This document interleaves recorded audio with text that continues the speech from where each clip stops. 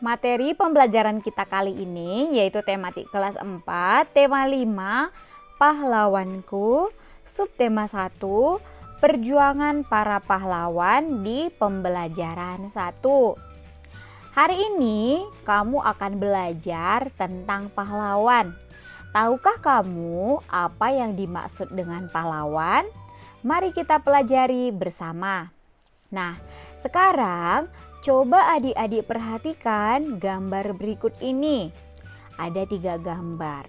Lalu gambar pertama ini ceritanya menjenguk teman yang sedang sakit. Lalu gambar kedua ada anak yang sedang mengamati dan memelihara lingkungan sekitarnya. Lalu gambar yang ketiga membantu teman membereskan buku-buku. Nah, perlakuan anak-anak yang ada pada ketiga gambar tersebut itu patut kita tiru. Adik-adik, kita harus belajar berbuat kebaikan sejak dini, sejak kecil, sehingga menjadi terbiasa nanti jika sudah dewasa. Nah, hal baik yang bisa kita contoh dari gambar tersebut diantaranya yang pertama, ketika teman kita itu sakit, kita menjenguk teman yang sedang sakit. Seharusnya kita menjenguk teman yang sedang sakit, mendoakan agar teman kita itu lekas sembuh dan juga menghibur teman kita yang sedang sakit. Lalu yang kedua, mengamati lingkungan serta memelihara lingkungan tersebut. Dalam kehidupan kita juga harus mengamati dan memelihara lingkungan kita untuk menambah pengetahuan serta keasrian lingkungan kita. Lalu yang ketiga, membantu teman yang sedang kesusahan. Jadi kalau kalian melihat teman-teman yang sedang kesusahan, baiklah kita membantu teman kita tersebut. Menolong orang lain dengan ikhlas, berani, dan gigih merupakan sikap yang dimiliki oleh para pahlawan. Untuk menghargai mereka, adik-adik kamu bisa meneladani sikap kepahlawanannya dalam kehidupan sehari-hari. Nah adik-adik, sikap kepahlawanan juga tercermin dari perbuatan beberapa raja di masa kerajaan Hindu, Buddha, dan Islam. Mari kita pelajari lebih lanjut ya. Nah mari kita baca teks berikut.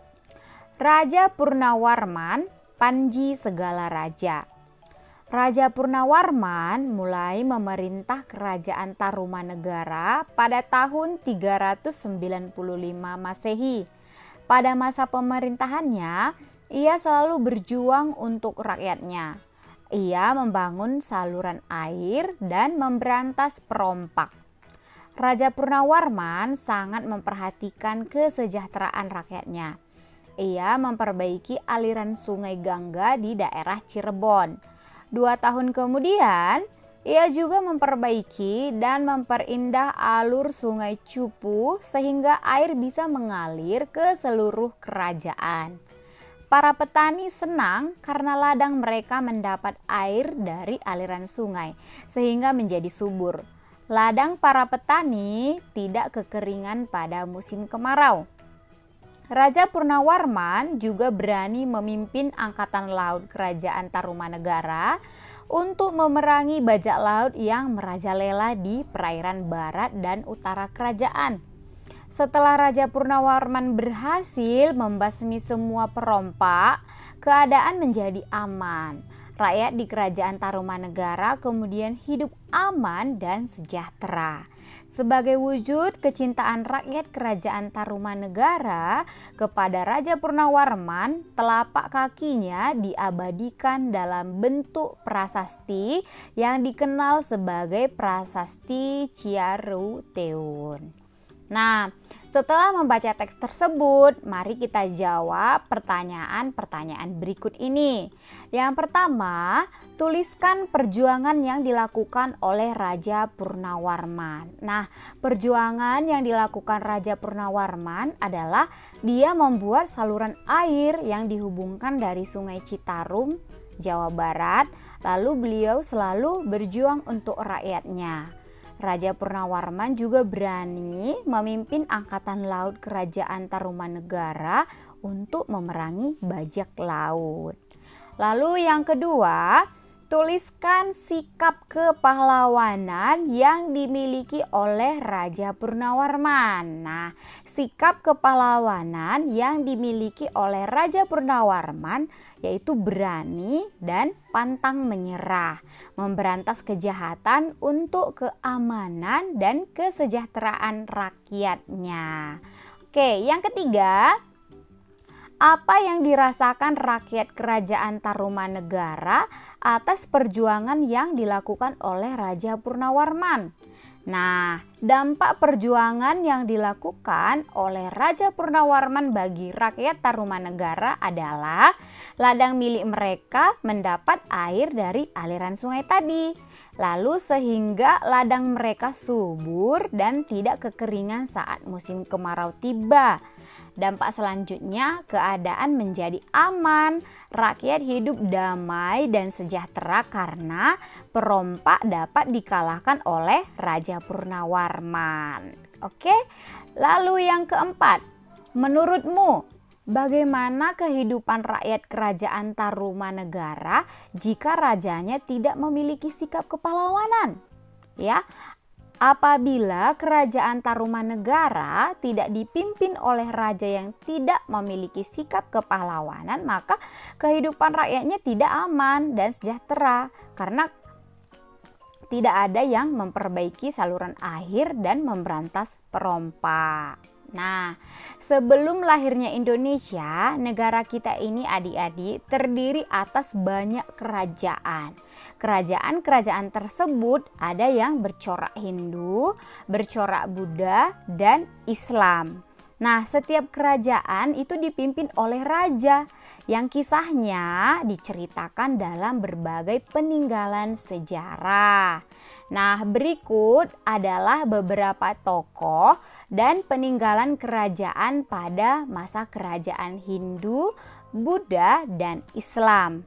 Peninggalan yang mereka wariskan bukan saja benda bersejarah, tetapi juga pemikiran dan nilai-nilai perjuangan yang telah menginspirasi bangsa Indonesia. Nah, mari kita perhatikan gambar berikut ini, ya.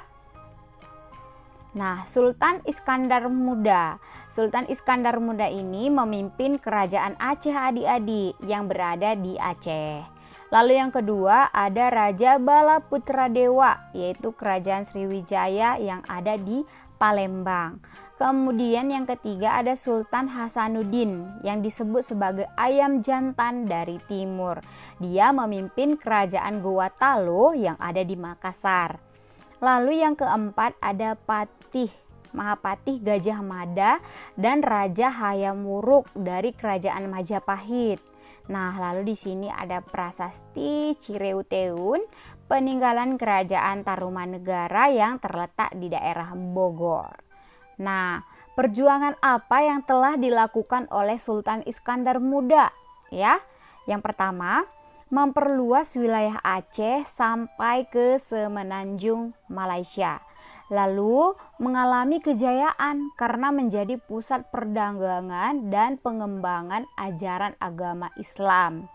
Lalu yang ketiga, Sultan Iskandar Muda ini pemimpin yang gigih, pemberani, dan juga rela berkorban. Lalu yang kedua, perjuangan apa ya yang telah dilakukan oleh Raja Balaputradewa? Ya, yaitu membangun armada laut yang kuat.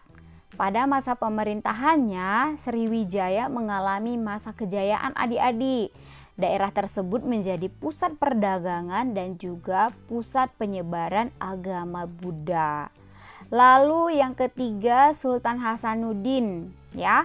Dia merupakan pemimpin yang gagah berani dalam melawan POC atau penjajah. Nah, Sultan Hasanuddin mengorbankan seluruh hidup, kesenangannya, kemewahannya untuk membela kehormatan bangsa dan negaranya. Sikap yang dapat kita contoh dari Sultan Hasanuddin ini adalah kegigihan, keberanian, dan rela berkorbannya. Lalu adik-adik, selanjutnya Mahapatih Gajah Mada dan Hayam Wuruk ya, itu berhasil mempersatukan Nusantara. Gajah Mada itu bertanggung jawab dalam mengemban tugasnya. Nah, itu dia perjuangan para raja-raja tadi ya. Nah, sekarang adik-adik silahkan kalian berdiri di sebelah kolam atau di sebelah ember yang berisi air, atau bisa berdiri di sebelah genangan air yang ada di sekitar kalian. Nah, adik-adik, apakah kalian bisa memandangi wajah kalian yang terpantul di kolam tersebut? Nah, tahukah kamu mengapa kamu bisa melihat wajahmu di air kolam? Nah, air kolam bisa memantulkan cahaya adik-adik. Nah, mari kita belajar tentang sifat-sifat cahaya melalui percobaan berikut. Nah, lakukanlah percobaan berikut ini di rumah. Jika kamu merasa kesulitan, mintalah bantuan dari orang tuamu. Mari kita bahas yang pertama, sifat cahaya dengan cara melakukan percobaan. Yang pertama, cahaya merambat lurus. Percobaan menggunakan 3 karton tebal dan lilin. Lubangi bagian tengah ketiga karton tersebut, lalu letakkan karton-karton dengan posisi 3 lubang tersebut sejajar dengan cahaya lilin, tepat di belakang lubang. Perhatikan apa yang terjadi, lalu coba menggeser posisi setiap karton sehingga setiap lubang menjadi tidak sejajar. Perhatikan perbedaannya. Coba adik-adik amati gambar berikut ini. Yang pertama ya. Lalu yang kedua, sifat cahaya menembus benda bening. Percobaannya menggunakan cahaya matahari, cahaya senter, gelas atau benda-benda transparan atau benda bening ya, lalu ada benda-benda berwarna gelap dan benda-benda bening tetapi berwarna. Nah, letakkan peralatan seperti pada gambar, arahkan cahaya ke tembok berwarna putih, lalu perhatikan apa yang terjadi ya. Yang melewati benda tersebut, perhatikan gambar tersebut. Untuk benda bening ya, cahaya akan menembus, tapi benda gelap dia tidak akan tembus adik-adik ya. Oke, lalu yang ketiga, cahaya dapat dipantulkan. Nah, percobaannya menggunakan 2 cermin datar dan senter. Coba adik-adik pantulkan cahaya senter menggunakan cermin, lalu coba berbagai posisi cermin yang berbeda dan gunakan lebih banyak cermin. Amati apa yang terjadi pada cahaya pantul. Coba diperhatikan. Nah, nanti ketika adik-adik pantulkan cahaya ke salah satu cermin, nanti cahayanya akan terpantul ke cermin yang lain adik-adik. Itu membuktikan bahwa cahaya bisa dipantulkan. Lalu yang keempat, percobaan cahaya dapat dibiaskan. Percobaan menggunakan pensil yang setengah bagian panjangnya berada di dalam gelas berisi air, lalu amati pensil dari sisi samping luar gelas. Bagaimana penampakan dan besar pensil dibanding aslinya. Nah, ketika kita melakukan percobaan ini, seakan-akan pensilnya itu patah adik-adik. Padahal apabila kita tarik pensilnya, pensil tersebut masih utuh. Nah, ini membuktikan bahwa cahaya itu dapat dibiaskan.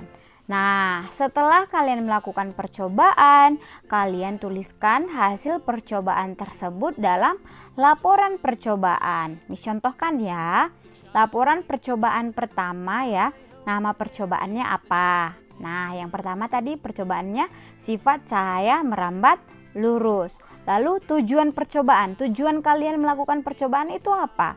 Untuk mengetahui cahaya itu dapat merambat lurus. Lalu apa alat dan bahannya? Alat dan bahannya 3 buah karton, 1 buah lilin, korek api, dan isolasi.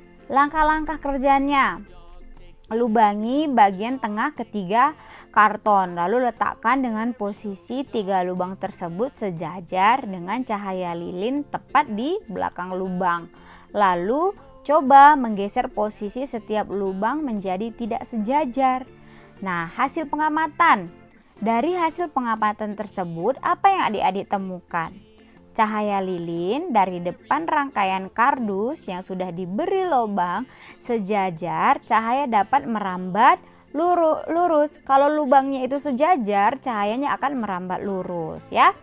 Nah, sekarang silakan adik-adik isi laporan kedua, ketiga, dan keempat.